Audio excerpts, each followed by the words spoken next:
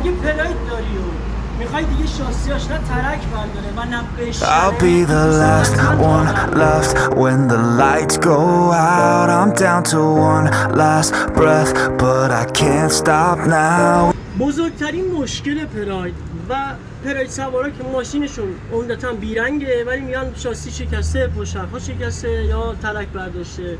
مشکل دوربین اینجا از این بوکسل بند هاست.